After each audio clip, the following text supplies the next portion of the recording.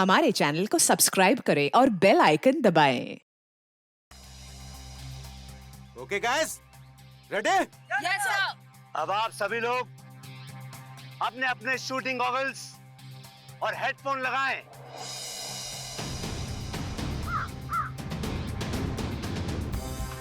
अब आप सभी लोग अपने अपने बंदूक उठाएं और अपने कंधे से लगाएं।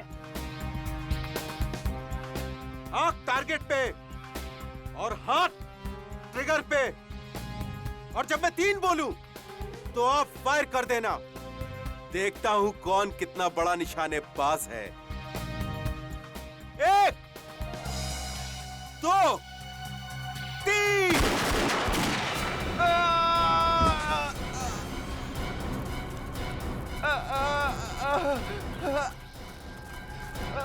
सर रोहित को गोली लगी। अरे कहाँ लगी इस गोली? शोल्डर पे। अरे ओह गॉड, मुझे बचा लो सर, मैं मरना नहीं चाहता सर। कुछ नहीं होगा तुम्हें, तुम घबराओ नहीं। ईशान, ये क्या किया तुमने? मार दिया इसको। Have you gone mad? तुमने अटेंडेंट पे गोली क्यों चला दी? इसे फौरन हॉस्पिटल लेके जाना होगा। चलो सर आप सही कह रहे, जल्दी जल्दी जल्दी ले चलिए। चलो चलो। ये आपने सही नहीं किया ईशान। अरे बकवास मत करो। हाँ, इसमें इंसान की गलती नहीं है। सिर्फ तुम लोगों को मालूम था ना यहाँ शूटिंग रेंज पे फायरिंग हो रही है, फिर तुम लोग यहाँ क्या कर रहे थे? सर पर इसमें इन लोगों की क्या गलती है? ये लोग तो रेंज से हट के खड़े थे। गलती तो ईशान की है। इसे इतना टेढ़ा निशान क्यों लगाया? हाँ, खुद को स्टेट लेवल का शूटर कहते हो तुम? हर शूटर को यह सिखाया जाता है कि हैंडगन चलाना कितने जिम्मेदारी का काम है। करेक्ट। और तुम इतने सीनियर शूटर होने के बाद भी इतनी बड़ी जिम्मेदारी कैसे भूल सकते हो? ईशान, तुम तो भगवान से प्रार्थना करना शुरू कर दो, क्योंकि अगर इस अटेंडेंट को कुछ हो जाता है ना तो तुम तो बुरे फंसे। मैं अकेला क्यों फंसूंगा? अरे फंसेगे तो ये भी। अरे दिमाग खराब करके रखा है मेरा। अरे कुछ भी गोली मारती ऊपर से। कौन बोल रहा है? हैं?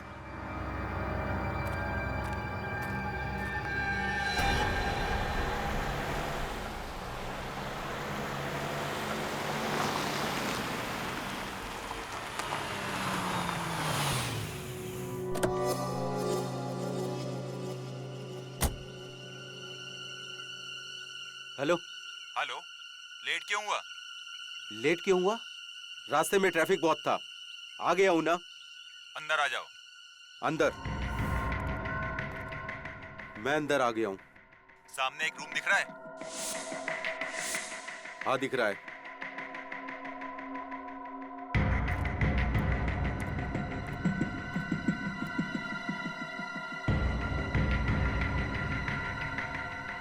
बोल अब।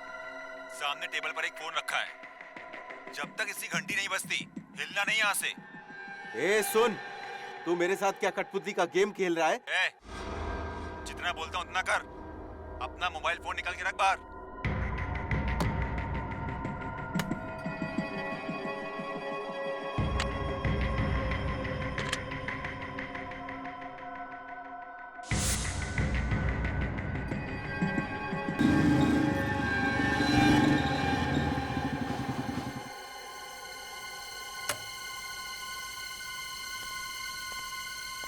हेलो, हाँ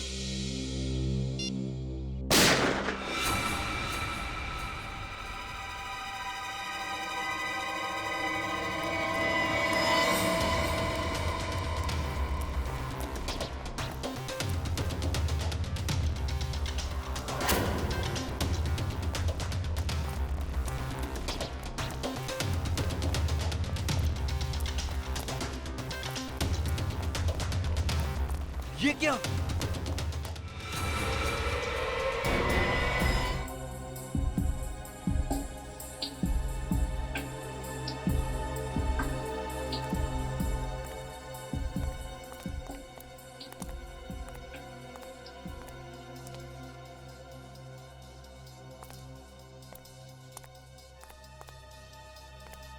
तुम यहाँ क्या कर रहे थे?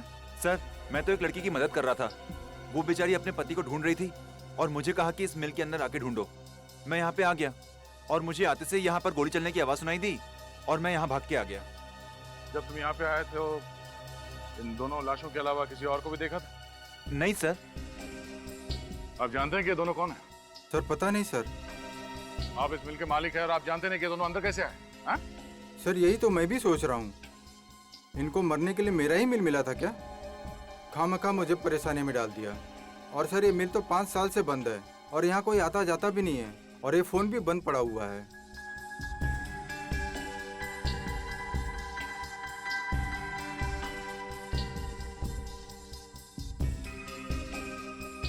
कोई वॉचमैन नहीं है यहाँ पे? सर था एक वॉचमैन, लेकिन बच्चों की छुट्टियाँ होने की वजह से वो 1 महीने पहले गांव चला गया।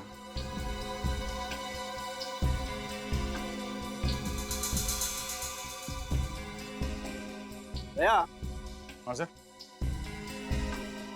भैया जिस तरीके से ये लाशें पड़ी हुई हैं और जैसे गोली लगी है इस आदमी को, लगता है उस औरत ने ही गोली चलाई है इस पर। और उसके बाद इस औरत ने आत्महत्या कर ली। तो क्या इन दोनों को गोलियां उसी गन से लगी हैं? अब ये तो बैलिस्टिक रिपोर्ट के बाद ही पता चलेगा। सर एक और बात समझ में नहीं आ रही। अगर उस औरत को इस आदमी को मारकर आत्महत्या ही करनी थी तो इस मिल में ये टेबल, कुर्सी, फोन, इस सब का इंतजाम क्यों किया होगा? ये वैलेट मिला इसके पास। इस आदमी का नाम ज्ञान है सर, जू में रहता है। और इस औरत की तस्वीर इसके वॉलेट में है सर। सर कहीं ये प्यार का मामला तो नहीं? हो सकता है, पर उसके लिए ये सब तामझाम करने की क्या जरूरत थी? सर एक और बात, मैंने इस ज्ञान का मोबाइल फोन चेक किया। इसमें आखिरी 15 कॉल्स किसी प्राइवेट नंबर से आए हैं। प्राइवेट नंबर से? इस ज्ञान का इतिहास निकालना पड़ेगा, तभी पता चलेगा कि वो औरत है कौन और उसने इसे क्यों मारा। आप लोग इन्हें पहचानते हैं? ज्ञान जी? नहीं सर, ये नहीं हो सकता सर। इन्हें किसने मार दिया? इनकी तो किसी से कोई दुश्मनी भी नहीं थी। ये कौन है? जी ये रूपल जी हैं, ईशान की मम्मी। आप में से कोई बता सकता है कि ज्ञान जी और रूपल जी के बीच में क्या संबंध है?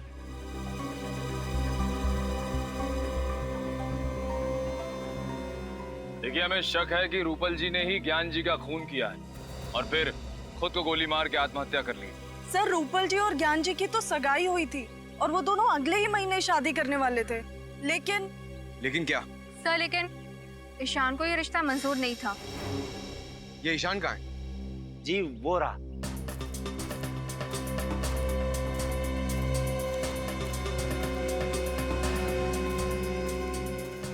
क्या हुआ सर? आपने इतना अर्जेंटली क्यों बुलाया? और ये लोग कौन है? हम लोग सीआईडी से।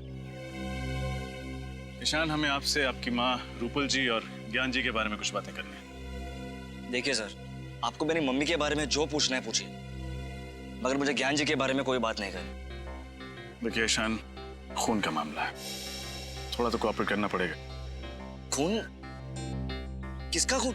ज्ञान जी का। क्या? पवन मिल्स में हमें उनकी लाश मिली है, किसी ने उन्हें गोली मार दी है और हमें तो मैं क्या करूं? मैं मानता हूं कि मैं उनसे नफरत करता था, पर मैंने उन्हें नहीं मारा। जी नहीं, आपने नहीं, लेकिन आपकी माँ ने उन्हें मारा और उसके बाद उन्होंने आत्महत्या कर ली। क्या? माँ ने आत्महत्या? ये आप क्या कह रहे हैं सर? सर मेरी ईशान, मैं आपका दर्द समझ सकता हूँ। क्या आपको लगता है कि आपकी माँ ने आत्महत्या की होगी? बिल्कुल नहीं सर। सर वो तो कितने खुश थी सर, हमेशा की तरफ टाइम पे उठी भी, योगा की और 9 बजे ऑफिस के लिए निकल गई। सर ये नहीं हो सकता सर। संभालिए अपने आप। आपको ज्ञान जी के बारे में जो कुछ भी पता है प्लीज हमें बताइए। मैं आपको बताता हूँ। यहाँ पर एक छोटा सा हादसा हुआ था जिसमें एक अटेंडेंट को हल्की सी चोट लग गई थी। उस अटेंडेंट को जब हॉस्पिटल ले जा रहे थे तब ज्ञान जी को एक फोन आया था। वो फोन सुनते ही ज्ञान जी बहुत घबरा गए थे। नर्वस होकर तुरंत ही यहाँ से चल दिए। गए कहाँ थे आपको पता है? जी नहीं, कहाँ गए इसका पता नहीं चला। कितने बजे गए थे ज्ञान जी यहाँ से? तकरीबन 12 बजे। सर ईशान सर पहले ही चले गए थे, ज्ञान जी से भी पहले। सर रूपल जी ऑफिस गई थी और ज्ञान जी शूटिंग रेंज से निकले। फिर ये लोग पवन मिल्स कैसे पहुंचे? और फिर ज्ञान जी को फोन किसने किया होगा? लेकिन ज्ञान जी को मारने के बाद रूपल जी ने आत्महत्या क्यों कर ली? इन सभी सवालों के जवाब हमें ढूंढने हैं।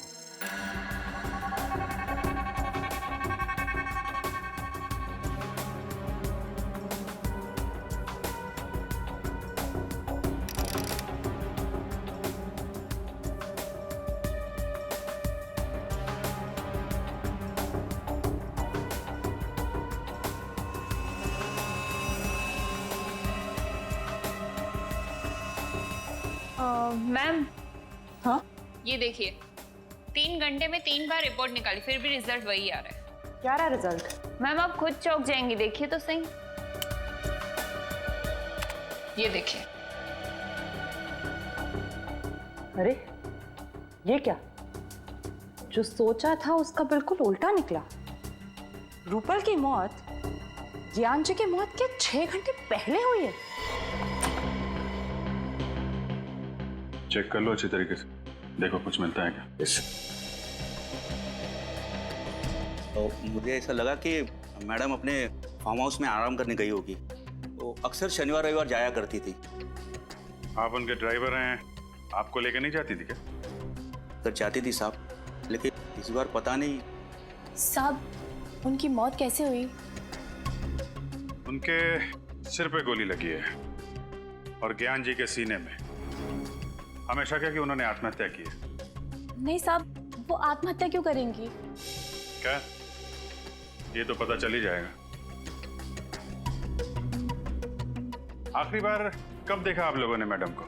साहब कल सुबह मैं खुद उन्हें ऑफिस छोड़ने गया था। कितने बजे? सर 9 बजे। 9 बजे। उसके पहले और उसके बाद में क्या क्या हुआ याद करके बताओ। जो चीज तुमको जरूरी नहीं लगे वो भी बताना, सब कुछ डिटेल में। ओके साहब वो दिन मैडम लेट उठी थी, फिर जल्दी जल्दी तैयार हो गई और बगैर नाश्ता किए ही गाड़ी में आके बैठ गई। फिर 9 बजे मैं उन्हें ऑफिस लेके गया। फिर मैडम का 10:30 बजे फोन आ गया कि गाड़ी निकालो। फिर मैं उन्हें जंबो मॉल लेके गया। Jumbo mall? सुबह सुबह ऑफिस का काम छोड़ के 10:30 बजे वो मॉल चली गई? साहब मुझे भी बड़ा अजीब सा लगा, क्योंकि वो मुझे अपने साथ लेकर नहीं गई। क्यों? तुम्हें साथ क्यों लेके जाएंगे? पिछले 3 सालों से वो मुझे अपने साथ लेकर जाती थी, उनका सामान उठाने के लिए। अच्छा, मतलब मॉल जाने का कोई प्लान नहीं था उनका, अचानक चली गई वहां पे। सर! सर लगता है रूपाली जी आत्मघाती स्वभाव की थी। ये देखिए, नाइट स्लीप 30 mg। ये नींद की गोली है सर, बहुत पावरफुल। डॉक्टर कुंदन, साइकोथेरेपिस्ट, पिछले 1 साल से दवाई खा रही। इधर आओ। ये रूपल मैडम किस चीज की दवाई खा रही थी? क्या बीमारी थी? अक्सर उन्हें मिर्गी के दौरे पड़ते थे, लेकिन 6 महीने से उनकी हालत में काफी सुधार था। सर से देखिए, रूपल जी के लॉकर में पिस्टल मिली, लाइसेंस के साथ। License pistol? इसका मतलब रूपल जी ने आत्महत्या नहीं की? सर मैं कुछ समझा नहीं। अगर उन्हें आत्महत्या करनी होती तो अपनी पिस्टल से करती ना, या अपने घर में करती। घर से इतनी दूर मिल में जाके आत्महत्या क्यों करेंगे? सर हो सकता है रूपल ज्ञान जी को मारना चाहती थी, इसलिए इतनी दूर मिल में गई। ज्ञान जी को भी मारने के लिए अपनी पिस्टल साथ में लेके जाती विनीत। ये मामला कुछ और ही है। सर आपको किस पे शक है? फिलहाल तो सारी कड़ियां बिखरी हुई हैं। शॉपिंग मॉल, नींद की गोली, डॉक्टर का प्रिस्क्रिप्शन और लाइसेंस्ड गन। इन कड़ियों को जोड़ने पे ही पता चलेगा ज्ञान जी और रूपल जी के साथ क्या हुआ था। सर ज्ञान जी और रूपल जी दोनों टॉक नाउ कंपनी का मोबाइल यूज करते थे और मोबाइल कंपनी के मैपिंग के हिसाब से रूपल जी कल दोपहर 1 बजे जंबो मॉल में थी पंडारा रोड पर, और तब से उनका मोबाइल ऑफ आ रहा है। और ज्ञान जी? सर ज्ञान जी की लोकेशन ये देखिए सर।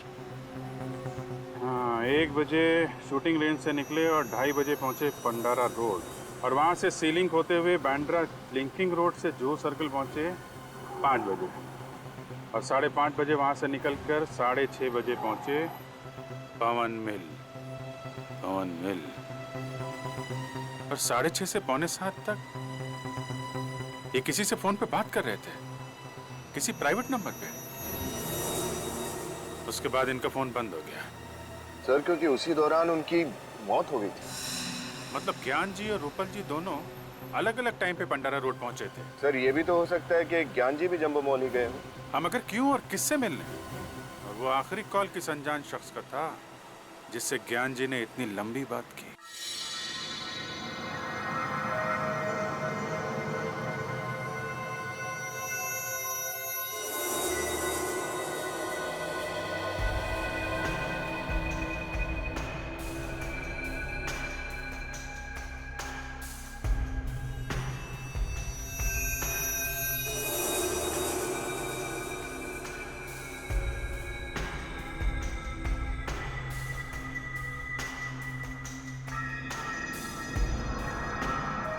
रतन। जी सर। आज हमें किसी भी हालत में स्टॉक्स की पूरी डिटेल मैनेजर को देनी है। जी सर। एक्चुअली में ये काम पिछले हफ्ते ही हो जाना चाहिए था, पता है तुम्हें? Sir I am sorry sir, मेरी तबीयत खराब हो गई थी, इसके लिए मैं नहीं आ पाया था सर। जानता हूँ मैं। अब ऐसा करो, जल्दी जल्दी बताओ कौन कौन सी गोलियाँ स्टॉक में हैं और कितनी हैं। जी सर, ये 315 बोर की सर 21 गोलियाँ हैं, और इसी का कर्टन एक पैक है सर इधर। सर ये 12 बोर की 50 गोलियाँ हैं, और ये हैं 9 mm की इम्पोर्टेड रिवॉल्वर की गोलियाँ। कितनी हैं? 35। और सर 9 mm पिस्टल की गोलियों का बॉक्स है 2 3। ये क्या? ये बॉक्स तो खुला हुआ है। हाँ सर। तो तुमने ये बात मुझे पहले क्यों नहीं बताई? सर मुझे लगा कि ये बॉक्स आपने खोला होगा। अरे पागल हो गए हो क्या तुम? अगर ये बॉक्स मैंने खोला होता तो क्या मैं तुमसे सवाल करता? और ये क्या? इसमें 6 गोलियां गायब है, कहाँ गई वो 6 गोलियां? सर मुझे नहीं मालूम सर। सर आप मुझ पर शक कर रहे हैं सर। तो फिर क्या करूं? तुम्हारे अलावा और किसकी हिम्मत हो सकती है यहाँ से गोलियां ले जाने की? सर मैं पिछले 5 सालों से यहाँ काम कर रहा हूँ, और सर 5 सालों में एक भी खाली कारतूस इधर से उधर नहीं हुआ। सर ये 6 गोलियां मैं क्यों चुराऊंगा सर? मैंने नहीं की चोरी सर इसकी। देखो रतन। जी सर। यह एक कानूनी अपराध है, और अगर इन गोलियों की वजह से कुछ हो गया ना तो उसके लिए हम दोनों को जिम्मेदार ठहराया जाएगा। इसलिए मुझे इस बात की रिपोर्ट मैनेजर को करनी होगी। और हाँ, वो कल तुम शूटिंग रेंज से कहीं बाहर नहीं गए थे क्या? हाँ सर, सुबह में मैं शूटिंग रेंज का दरवाजा खोलकर बाथरूम तक गया था सर। तो सर मैंने देखा कि ईशान और जिया इधर आए। ईशान और जिया? वो भी सुबह सुबह? सर मैंने भी तो ये सवाल उनसे पूछा, लेकिन उन्होंने कोई जवाब नहीं दिया और सीधा अंदर चले गए सर। उन दोनों का सुबह सुबह यहाँ आना और शाम को मिस्टर ज्ञान का खून हो जाना, ये दोनों बातें संयोग नहीं हो सकती रतन। सर आपका मतलब है कि ईशान ने ही ज्ञान जी को? डॉक्टर तारिका प्लीज मजाक मत कीजिए, ये हो ही नहीं सकता। फ्रेडी से मैं मजाक नहीं कर रही हूँ, आइए दिखाती हूँ। ये देखिए, रूपल की मौत दोपहर को 1 और 2 बजे के बीच हुई थी, और ज्ञान जी को शाम को 6 और 7 बजे के बीच मारा गया था, ठीक उसी गन से जो गन हमें रूपल के हाथों से मिली थी। तो मतलब पहले रूपल जी का खून किया गया दोपहर को, और उसके बाद ज्ञान जी को मारा गया शाम को, और फिर उसी गन को मरी हुई रूपल के हाथों में थमा दिया। मतलब रूपल जी ने आत्महत्या नहीं की है, किसी ने प्लानिंग के साथ खून किया है उसका। हाँ, इस बात को साबित करने के लिए मेरे पास सबूत है। रूपल के पेट में से मुझे अजीनोमोटो, सोया सॉस और विनेगर के कुछ अंश मिले। डॉक्टर तारिका, ये सारी चीजें तो चाइनीज खाने में होती है ना? हाँ फ्रेडी सर, रूपल ने मरने से पहले चाइनीज खाना खाया था, और इसके पेट में से मुझे भारी मात्रा में सिपोक्सिन मिला है, जो नींद की दवाई बनाने में इस्तेमाल किया जाता है। मतलब इन्होंने नींद की गोली ली थी? ली थी या धोखे से दी गई थी ये तो नहीं बता सकते, लेकिन जाहिर है जो इंसान नींद में होता है वो आत्महत्या तो नहीं कर सकता। क्योंकि मानसिक तौर पे वो इतना होश में ही नहीं होता है कि वो आत्महत्या कर सके। सर, जहां पर रूपल जी ने चाइनीज खाना खाया था, वो नींद की गोलियां शायद वहीं पे दी गई होगी। हो सकता है फ्रेडी। दया सर को इन्फॉर्म कर देता हूँ। हेलो दया सर। सर, हम एक चाइनीज रेस्टोरेंट में तो पूछ चुके हैं, वहाँ किसी ने रूपल जी को नहीं पहचाना। देखते हैं शायद यहाँ कोई पहचान ले। ध्यान रखना आगे जैसे कोई गलती नहीं होनी चाहिए। जी साहब। Sir, table for couple sir. नहीं, हम लोग खाना खाने नहीं आए, कुछ सवाल पूछने हैं। सवाल? कैसा सवाल? देखिए, हम लोग CID से हैं। Sorry sir. आप सॉरी क्यों बोल रहे हैं? हमें थैंक यू बोलने का मौका दीजिए। अच्छा ये बताइए कि परसों दोपहर को एक आदमी और एक औरत यहाँ खाना खाने के लिए आए थे और उसी दिन उनका खून कर दिया। श्रेया? खून? जी। ये दो। शैलेश। हाँ सर बोलिए। कल ये दोनों हमारे रेस्टोरेंट में आए थे ना? अरे ये औरत जिसने शेजवान फ्राइड राइस और मंचूरियन ग्रेवी का ऑर्डर दिया था और खाते खाते उनको चक्कर भी आया था, खुद भी गिर गई थी और प्लेट भी नीचे गिरा दी। हाँ सर, इसी की वजह से तो आपने रसोइया को डांटा भी था। साथ में आदमी भी था ये? नहीं साहब, आदमी ये नहीं था, आदमी और कोई था। 30-32 साल उम्र होगी और पढ़ा लिखा लग रहा था। वो दोनों कितने बजे आए थे? करीब 12 बजे। दोनों खाना खा रहे थे कि अचानक मैडम बेहोश होकर गिर गई। हम सब बहुत घबरा गए, लेकिन वो आदमी बिल चुकाकर फटाफट मैडम को लेकर निकल गए यहाँ से। मतलब औरत जानबूझ के बेहोश नहीं हुई है, नींद की दवाई दी गई थी उसे। पेमेंट कैसे किया इन लोगों ने? क्रेडिट कार्ड से सर। क्रेडिट कार्ड से? क्रेडिट कार्ड की डिटेल चाहिए हमें जल्दी। ये गोली आप लोगों में से कोई पहचानता? यह है बैलिस्टिक रिपोर्ट। जो 6 गोलियां शूटिंग रेंज से गायब हुई हैं, ये उनसे मैच करती है।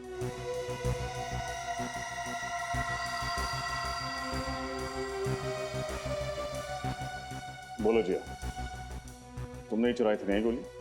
सर, आप ये क्या कह रहे हैं? मैंने कोई चोरी नहीं की है। झूठ मत बोलो। कल सुबह सुबह ईशान के साथ तुम ही आई थी ना यहाँ? हाँ सर, ये बात सच है कि कल मैं और ईशान सुबह सुबह जल्दी पहुंच गए थे, लेकिन इसका मतलब ये तो नहीं कि मैंने कोई चोरी की हो। इनफैक्ट मैं तो अपनी जगह से हिली तक भी नहीं थी। बट यस, ईशान लगभग 15 मिनट के लिए कहीं गायब हो गया था, है ना ईशान? नहीं, मैंने किसी को नहीं मारा। नहीं, भागने की कोशिश भी मत कर। तुम्हारी भलाई इसी में है कि सब कुछ सच सच बता दो। सर ये सच है कि 6 गोलियां मैंने ही चुराई थी, क्योंकि मैं ज्ञान सर से नफरत करता था और नहीं चाहता था कि वो मेरी माँ से शादी करे। इसलिए तुमने उन्हें मार दिया? नहीं, मैंने उन्हें नहीं मारा। ज्ञान सर को मारने के इरादे से मैंने गन में चुराई हुई 6 गोलियां डाली थी और उनका पीछा करते करते मैं पंडारा रोड के जम्बो मॉल तक भी पहुंच गया था, लेकिन मेरी गाड़ी अचानक एक भिखारी से टकरा गई, इसलिए उसे देखने के बहाने मैं बाहर उतरा। लेकिन जब मैं वापस गाड़ी में आया तो मैंने देखा कि मेरी गन सीट पे से गायब थी। वो गन जो तुम्हारी गाड़ी से चोरी हुई किस कंपनी की थी? ग्रे मेटल कंपनी की थी, 9mm बोर की थी। यही है वो पिस्टल? हाँ सर, यही गन थी। यही गन तो रूपल जी के हाथ में मिली थी। झूठ बोल रहा है सर ये। खून करने के बाद ये गन इसी ने वहां रखी थी और ये भिखारी वाली कहानी भी रची हुई है। ईशान, जब तक ये केस सॉल्व नहीं हो जाता तुम हमारी हिरासत में रहोगे, समझे? डॉक्टर कुंदन है क्लिनिक में? डॉक्टर कुंदन तो आज नहीं है। यही उम्मीद थी। कहाँ है इस वक्त? CID? क्या किया है डॉक्टर कुंदन ने? कल दोपहर 12:30 बजे पंडारा रोड के जंबो मॉल में एक चाइनीज रेस्टोरेंट में रूपल जी के साथ खाना खा रहे थे। सर, रूपल जी तो उनकी पेशेंट है और अगर उनके साथ खाना खाया भी है तो क्या हुआ? क्योंकि खाना खाने के 1 घंटे बाद रूपल जी की मौत हो गई। क्या? तुमने आखिरी बार डॉक्टर कुंदन को कब देखा था? सर, परसों शाम को, और हमेशा की तरह वो अपना आखिरी पेशेंट अटेंड करके चले गए थे और मैंने ही क्लिनिक बंद किया था। मतलब क्लिनिक की 2 चाबियां हैं, एक आपके पास रहती है, एक डॉक्टर कुंदन के पास। जी सर, और बल्कि मैंने भी सर का काफी फोन ट्राई किया पर सर का फोन बंद था। और अगर फोन बंद है तो उन्होंने रूपल जी को रेस्टोरेंट कैसे बुलाया? केबिन कहाँ है उनका, जरा दिखाइए।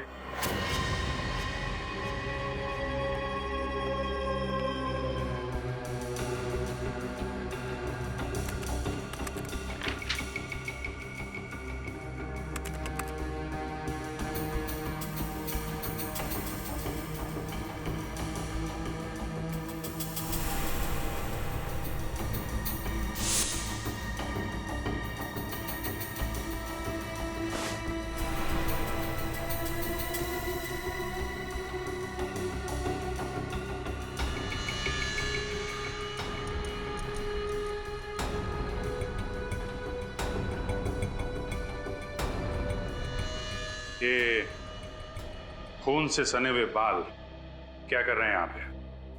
सर मुझे कुछ नहीं मालूम, बल्कि मुझे तो सर के केबिन में आने की परमिशन तक नहीं थी। परमिशन नहीं थी?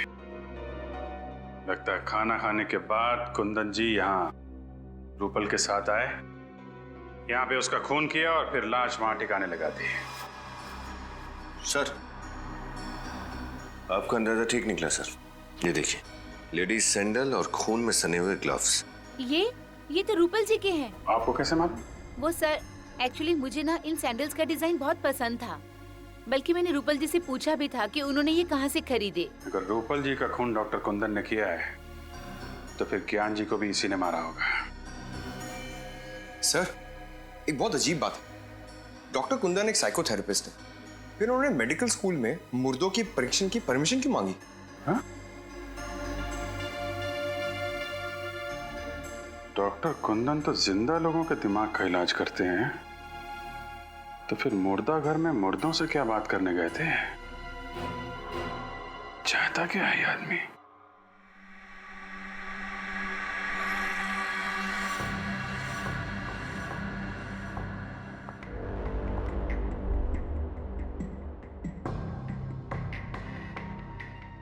और डॉक्टर तारिका, कौन सी नई बात पता चली? सचिन, मैं ये बताना चाहती हूँ कि ज्ञान जी का खून जिसने भी किया है, मगर गोली उतनी ही दूरी से चलाई गई है जहां पर रूपल बैठी थी, मरी हुई। ये कैसे बता सकती हैं आप? ट्रेजेक्टरी टेस्ट के द्वारा। आइए सर, ये देखिए, गोली यहां से चली और यहां से बाहर निकली। डमी के अंदर जो होल है उसकी गोलाई भी उतनी ही बनाई गई है जितनी कि उस गोली की थी, 0.9 mm। अब मान लीजिए मैं रूपल हूं। रेडी सर, जरा प्लीज लाइट ऑफ करेंगे? यस। जब रूपल हमें मिली मरी हुई, तब उसके हाथ में गन इस तरह से थी।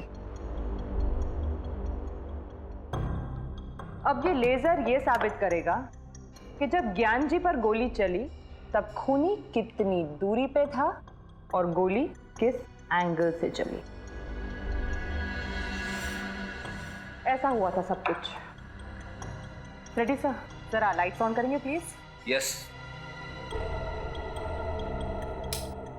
एक बात समझ में नहीं आ रही। माना कि रूपल जी के हाथों में गन पाउडर लगा हुआ था, लेकिन जब ज्ञान जी की मौत हुई उससे पहले ही रूपल मर चुकी थी, तो फिर रूपल ने गोली चलाई तो चलाई कैसे? सर, अगर ज्ञान जी को सामने से गोली मारी है तो फिर उन्होंने खूनी को देखा कैसे नहीं? और तो और उन्होंने अपने आप को बचाने की कोशिश कैसे नहीं की? रेडी, कुछ तो ऐसा है जो हम लोग देख नहीं पा रहे, क्योंकि दुनिया का कौन सा ऐसा आदमी होगा जो मौत को सामने से आता देख अपने आप को बचाना नहीं चाहेगा। आप सब लोग मेडिकल स्टूडेंट्स हैं, इसलिए रिगर मॉर्टिस की थ्योरी के बारे में तो आप सब लोगों को बहुत अच्छी तरह पता है। आज हम प्रैक्टिकली देखेंगे कि रिगर मॉर्टिस आखिर कैसे होता है। किसी भी आदमी के मरने के बाद उसके शरीर में केमिकल चेंजेस कैसे आते हैं। उसके मरते ही कुछ घंटे के अंदर उसका ब्लड ठंडा हो जाता है और उसके शरीर के अलग अलग हिस्से सिकुड़ जाते हैं। लगभग 3 घंटे बाद रिगर मोर्टिस का असर शुरू होता है और इसकी शुरुआत चेहरे से होती है और तकरीबन 12 घंटे बाद शरीर का पूरा खून जम जाता है और शरीर इतना ठंडा पड़ जाता है कि इसे हिला पाना नामुमकिन होता है। सर, 48 घंटे से लेकर 60 घंटे के अंदर तक शरीर का सड़ना और गलना भी शुरू हो जाता है ना? करेक्ट, लेकिन इतने घंटे तक हम वेट नहीं कर सकते। हम लाश की वीडियो रिकॉर्डिंग करते हैं ताकि उसे बाद में देखा जा सके कि उस लाश पे उस रिगर मॉर्टिस का कितना असर हुआ।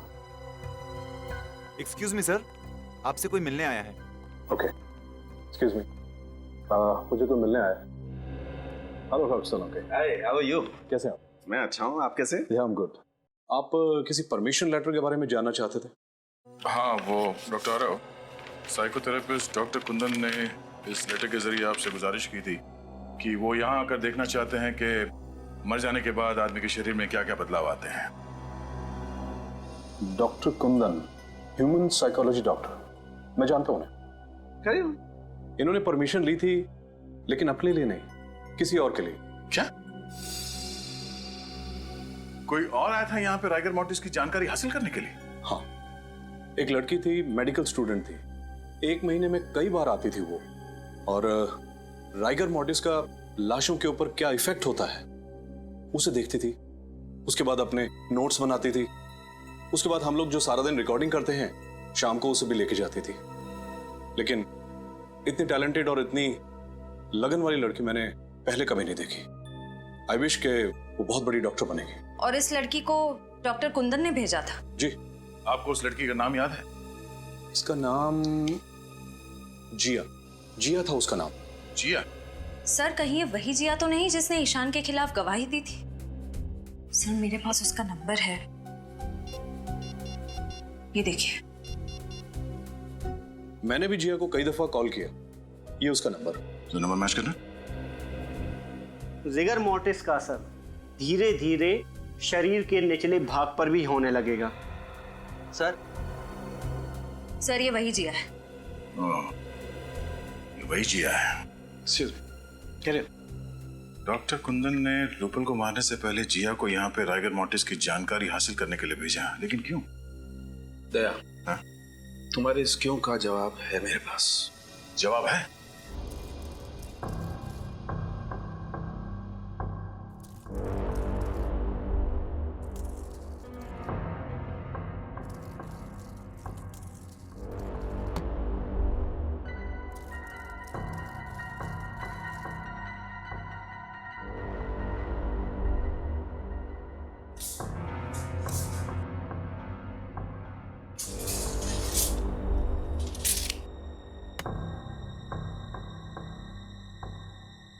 तो सब कुछ वैसे के वैसे ही सेट हो गया है जैसे कि लाश हमें मिली थी।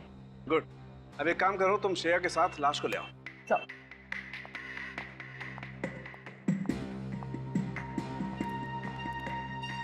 डॉक्टर साहब, यहाँ पे पुतला, बाहर उस लड़की की लाश, अब यहाँ पर क्राइम सीन को रिकंस्ट्रक्ट करने की कोशिश कर रहे हैं क्या? हाँ दया, बिल्कुल वही कर रहा हूँ। और मैंने ऊपर कैमरा भी फिट कर दिए, जो सारी रिकॉर्डिंग करेंगे ताकि हमें मॉनिटर पे पता चल जाएगा बाहर कि अंदर क्या हो रहा है।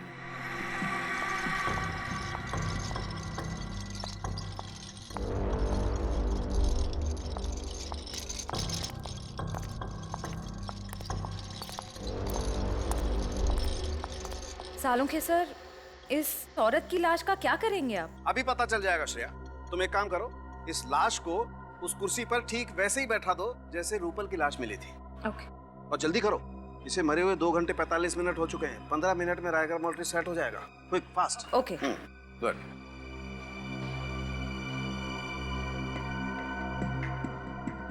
गुड।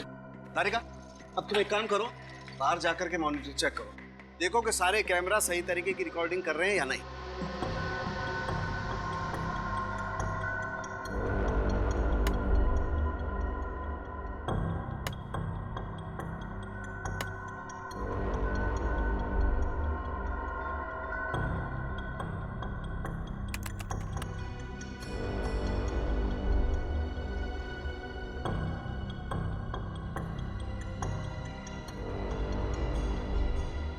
श्रेया, एक काम करो, इसके हाथ में वो गन वैसे ही पकड़ा दो जैसे रूपल के हाथ में थी। क्विक। सर। और ध्यान से श्रेया, गन में गोलियां भरी हुई हैं।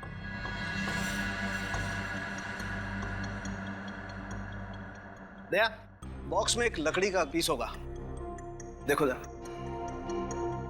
ये हाँ।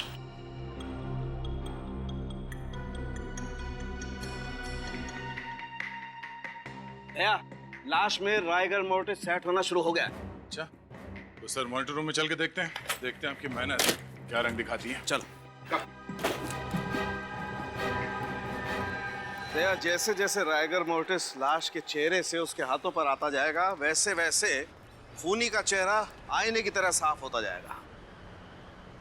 सर, जब ज्ञान जी को गोली लगी थी उस वक्त रूपल जी की मौत को करीब 6 घंटे हो चुके थे, तो क्या हमें और 3 घंटे इंतजार करना पड़ेगा? इंतजार तो करना पड़ेगा दया।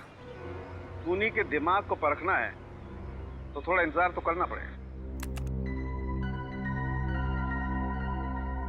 क्या सोच रहे हैं सर? श्रेया, अगर ये खून पहले से प्लान था तो हो सकता है कि चिंटू को यहाँ पे जानबूझ के भेजा गया हो। चिंटू का यहाँ पे आके लाश देखना भी प्लान हो, क्योंकि अगर चिंटू यहाँ पर नहीं आता तो हमें पता नहीं चलता इस लाश के बारे में। हो सकता है सर, लेकिन चिंटू कह रहा था कि उसे यहाँ किसी औरत ने भेजा था। हो सकता है खूनी कोई औरत ही है। इस केस में 2 औरत है, एक ये रूपल जो मर चुकी है और दूसरी ओह नो, इस चिंटू को फौरन यहाँ बुला।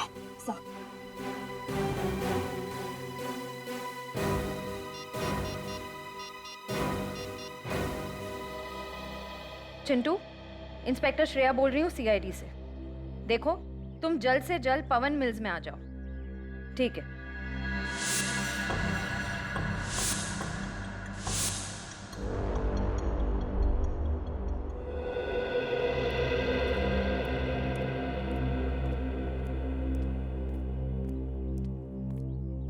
मैंने कुछ नहीं किया सर, मैंने जो कुछ देखा था आपको बता दिया। देखो चिंटू, घबराओ मत। तुमने बताया कि एक लड़की तुम्हें यहाँ पे लेके आई। जी सर। उस लड़की को देखोगे तो पहचान लोगे? हाँ? क्या ये लड़की थी वो? सर ये वही है सर। पक्का यही थी वो? यही है। इसका मतलब दोनों खून के पीछे जिया है।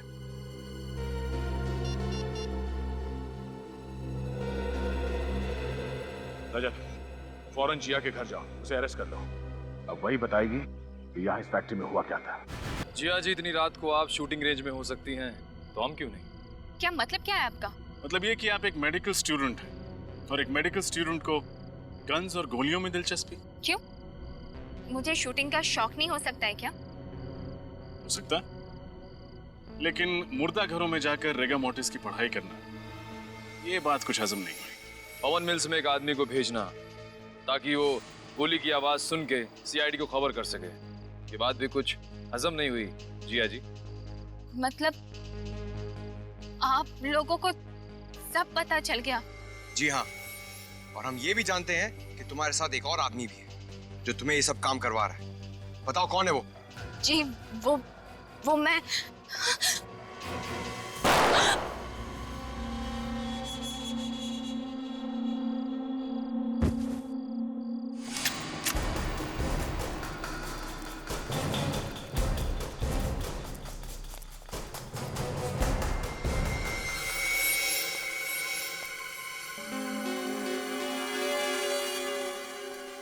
हाथ से निकल गया। हाथ से निकल गया, लेकिन CID के शिकंजे से नहीं निकल पाएगा। ये देख।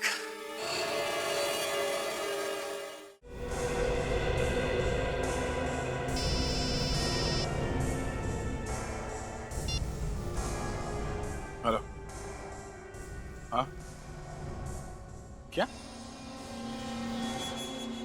ठीक है, तुम उस गन को संभाल के रखना, वो गन ही हमें खूनी तक पहुंचाएगी। ओके।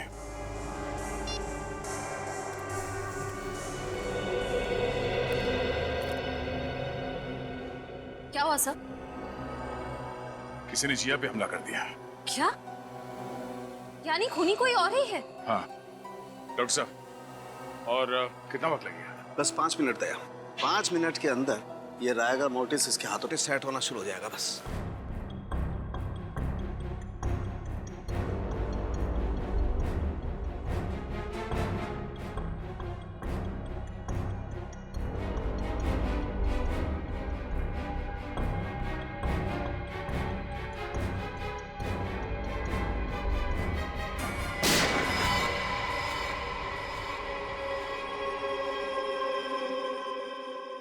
ये देखो, ऐसे हुई थी मौत। पर अगर ज्ञान जी के सामने रूपल जी की लाश थी तो उन्हें वो लाश दिखी कैसे नहीं? इसका मतलब है जरूर कुछ तो होगा ज्ञान जी और रूपल जी के बीच, जिसकी वजह से ज्ञान जी को रूपल जी की लाश नहीं दिखी। लेकिन क्या? अंदर चल के देखते हैं सर।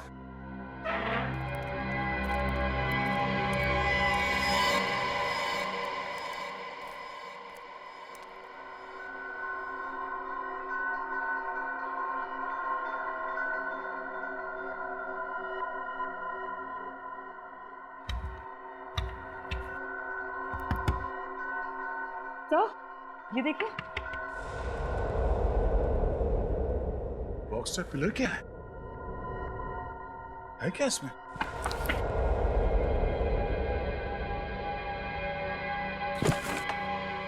अरे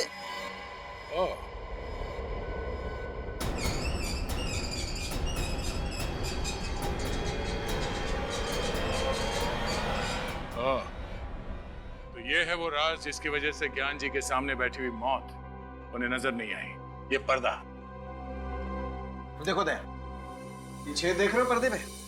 पर्दे पर ये छेद गोली लगने की वजह से हुआ है। ये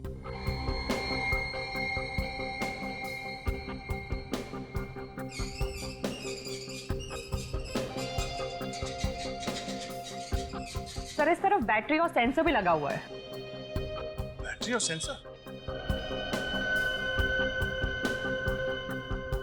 ओह, यानी कि जैसे ही गोली चली इस पर्दे पे झटका लगा और उस सेंसर को पता चल गया और ये पर्दा बंद हो गया। इसीलिए जब हम लोग यहाँ पर आए थे तो हमें ये पर्दा नहीं दिखा। तो शायद जब ये गोली चली ज्ञान जी के ऊपर, खूनी यहीं पर था। तो सोच समझ के प्लानिंग की है उसने। मगर सर ये किसका काम हो सकता है? वही जिसे गन्स, गोलियां और राइगर मॉर्टिस की बहुत अच्छी जानकारी है, और वो एक ही आदमी हो सकता है।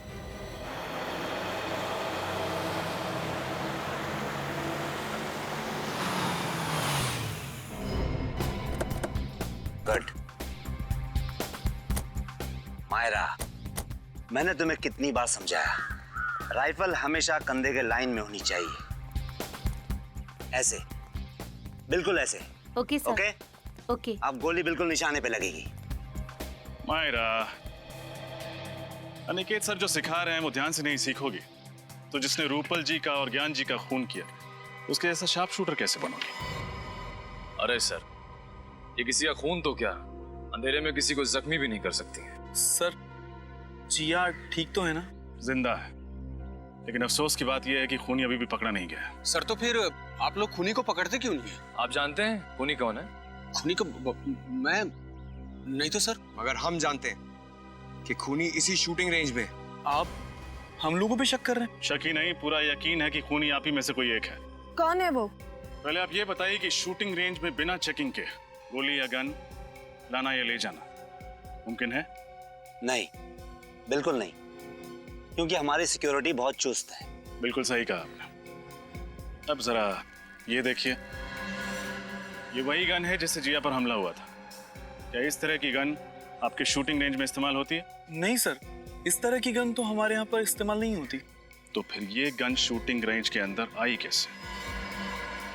अच्छा, आप ये बताएंगे कि यहाँ पे कोई ऐसा आदमी है जिसकी इस शूटिंग रेंज में आते वक्त सिक्योरिटी जांच नहीं होती है? हाँ सर, एक तो ज्ञान जी और दूसरे अनिकेत सर। जब जिया पर हमला हुआ तब ज्ञान जी तो जिंदा थे नहीं, तो बचे सिर्फ अनिकेत सर।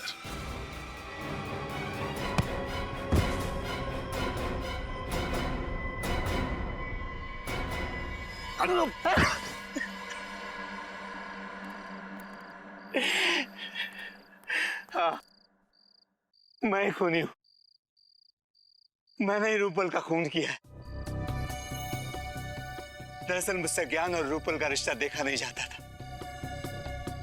मैं रूपल को तब से चाहता था जब वो मेरे साथ कॉलेज में पढ़ा करती थी।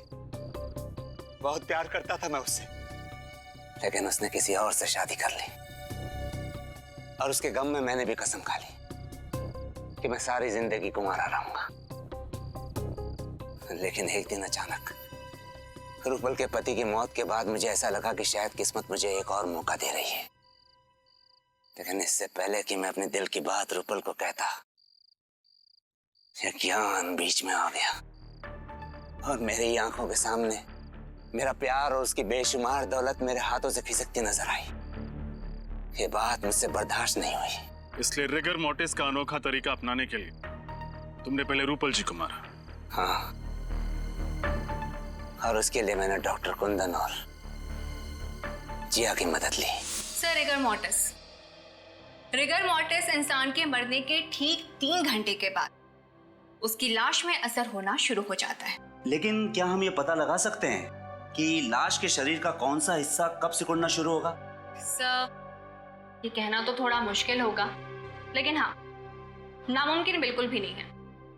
अगर आप लगातार लाश का निरीक्षण और परीक्षण करेंगे तो इस लाश की एक एक पेशियां कहाँ और कब सिकुड़ने लगेंगी, इसका ज्ञान आप हासिल कर सकते हैं। उसके बाद तुमने क्या किया? फिर मैंने रूपल की लाश को ले जाकर पवन मिल्स में रख दिया।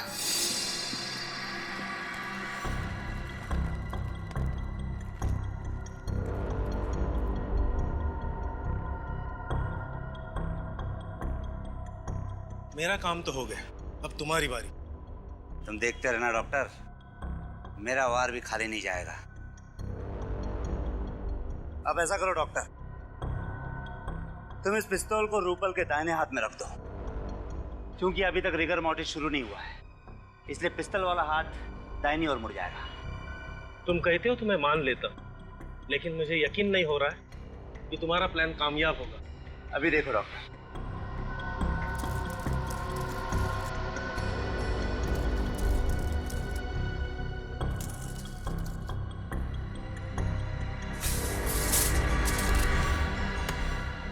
देखा डॉक्टर, जब अकल, हुनर और कोशिश ये तीनों एक ही जगह जमा हो जाती है ना, तो वहां पे सिर्फ एक ही चीज मिलती है, कामयाबी।